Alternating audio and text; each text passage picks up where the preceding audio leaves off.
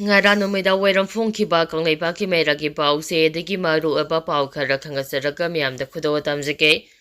Governor na chair lawduna Ras Babanda high level security meeting pangthokrai Manipur gi Governor Ajay Kumar Bala na chair lawduna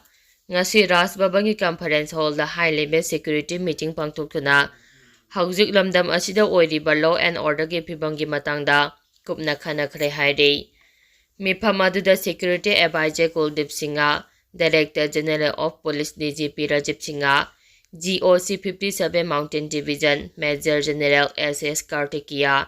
ADGP Intelligence Asukos Kumar Sinha, ADGP Law and Order Lufeng Kairun, Joint Director SIP Navadip Singha Grewell, CRPF amadi BSF ki makok tongba official sing kaya su saruk yaki. Aduga Chief Secretary PK Singha, Commissioner Home and Ashok Kumar, GOC 3 Corps Lieutenant General Avisis S. Pankeskar, IG Assam Rifles South Major General Rabarup Singha amadi IGAR East Major General Suresh Kumar Bambuna video conferencing gi khutangda mifam aduda saruk yaki. Mifam aduna security force gi marakta coordinated tongaduna Lamdam asida ingtapa puraknaba wafamsing maru oina khanaki haire makha tarakpa oina editorial gi pawda miyamda khudo tamjage miyamna len masa khangna niyam chumna gari thawbagi hainabi thamse lamdam asigi miyamna traffic ki niti niyam ngangna amadi len masa khangna gari thawba amasung chapigi hainabi thamba mathau tai haujimaki oina di lamdam asigi miyoi ayambana len masa khangna Gari thauduna chathok chachin tawdabadagi lambigi khudongthiba kaya ama thoanbagi maram oire traffic ki niti niyam yamna amade len masakhangna gari thawba tarabade lambigi khudongthiba thopagi chang aduki matik handagani loinuna chathok chachin tawbadachu aduki matik nungaigani haibase haifam thoi mayek senglaba khudam oina palabada Tidim Road paringda Kaisampa junction dagi changangai oil depot mamang phawbagi lambigi saruk ase Mayai khairaga tongan len ahum khaidok thamle nasida natana Indo Burma Road haibase Imphal More lambigi saruk ama oiriba lambi paring asida Imphal gi head post office mamangdagi hauraga lambi gate nak yet animakta len ahum khaidok thamle Laibak thibadi gari thoriba singna len masa khangna niyam chumna gari thaude len amadagi amada lamchinduna gari thaubadagi lambigi khudong thiba kaya ama thoale Aduga lamdam asigi miyoising asi yamna chakhattaba wakhal mapung phadaba len masa khangna gari thauba haitaba miyoising ne haibadasu tawthorak pathabaksing asina iphongphongna tai haiba yai yama laibak thibadi Tidim Road ke saruktasu len ahum khaidoktuna thamliba asida lambigi mamang thamba len ahum gi saruk len amadi gari parking oisinduna miyamna chathok chasin tawba yade masiga chap manana maning thangba len ahum gi saruktasu Lambiga tainabada len amadi niyam lana gari parking oisinduna chathok chasin tawba yadana lei maduna len ahumgi manungda len ani khaktamak gari chathok chasin tawre aduba gari thauduna chatliba miyoisingna len masa khangna niyam chumna len amada lamchenduna niyam kaina gari thawbagi hainabi asi adumuk chathaduna lakle hiram asiga mari lenana miyamda awareness pibagi thabaksu mari leinaba traffic police ki maikedi khara watpagi mami tare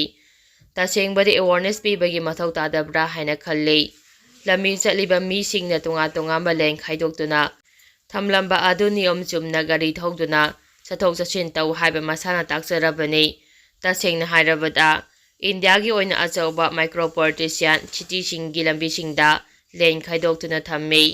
aduba mafam adugi miyoisingna len masak khangna chathok chachin tawbadagi lambi gi khudongthiba thokte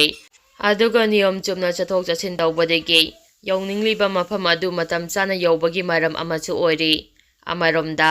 haujik Manipur gi konung oiriba Imphal sahara asida lengaki maikedi matik chaba public parking na chingba semgatriba sisu yamna lale miyam gi oina gari parking asi mafam chana thamdabadagi gari tongduna chatliba miyosingna magi khudong chaba yengduna lambi gi nakalda niyam lana gari khamjenbagi thaba asi chatharakpane Maram aduna Imphal saragi akoiba mafamsingda matik chaba gari parking sing ningthina thamba mathau tai Nagaland gi Dimapur gi hauraga Guwahati gi city singda di matik chaba gari parking kaya thamme Maduna lainungda gari parking semgatuna thambadagi miyamna gari parking leitabagi khudongchaba mayoknahandei. Manipurgi oinadi Khumalampakda semgatkiba Interstate Bus Terminal ISBT asi phawba ningthina semjin sajinduna garising parking tawbagi khudongchaba adu mapum phana phangandana leiri. Maram aduna engine pamba gari makhalsing sijinabagi masingdi nomagi hengalakle aduga matik chaba gari parking day senggapidaba sisu yamna lale. Maram aduna lamdama sigi lambi thongi phibam phagatna semgatse miyamna sulen masak khangna gari thawbagi hainabi leise loinana gari parking nataba mafamda niyam lana gari park toksinbagi hainabi adu thadoktuna wakhal mapum phaba miyoin haibado tawthorakpa thabakna utnaba hotnabana punamaki afaba oigani haibase khangminaba chumgani. Makhatarapa pauda wakhalol manaba MLA kulhumdoi leire kunthra subaga government semnaba krem tawgani air ramesor.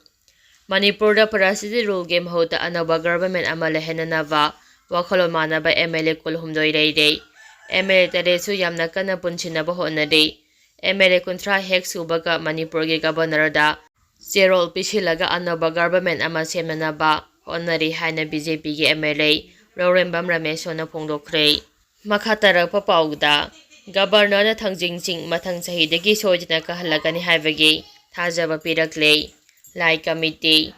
maitei singgi khontoklondagi houna aruba laifamlen ama oidina lakliba Thangjing Ching londa leiriba ibodok Thangjing mukhuromba kabada kuki khulai paibar singna thingbadagi kaba ngamdana leiriba ase mathang sahidagi di sojina kahangani haina Manipurgi governor Ajay Kumar Balana thajaba pirakle haina. Thangjing Siba Mandal Committee Moirangi General Secretary Konjangbam Chitalji na phongdokhre. Wafam asing asi kalengi humni pamba numitagi hauraga ingagi taragani thoini pamba jungi tang nipan phawba numini phuni chupna chathagadaba ibodok Thangjing harauba hongdopagi tharomda pause asigi paumiga hakthengna unabada phongdokhibani. Makhatarapa pauda ceasefire chanarakta vayai NSCN-IM NSCN-IM gi Assam leiba eroi haupada leanda combined security personnel singna chatharakhiba attack adubu yaningdaba phongdoktuna NSCN-IM na India langa ka ceasefire chanarakta bayai haina phongdokhre. Makhatarapa pauda Churachandpurda nupi ama yauna miyoi ani brown sugar ga konana fare. Churachandpur police station gi manungchanba Sinha subdivision gi balbeng dagi Churachandpur gi police ki kangu amana nupi ama yauna miyoi ani brown sugar soap case ahung kuntraga matoiga konana ngarang phagatle haire. Pharaba miyoi ani adu Churachandpur gi Henglum village dagi Singkhalun Jaikun ga mapol amade Songdoha village dagi Bongtang sang muluha Jaikun traga taru kawi makhoi ani 4-wheeler amada lakpane police na gari amade mobile phone ani amasu phagatle haire.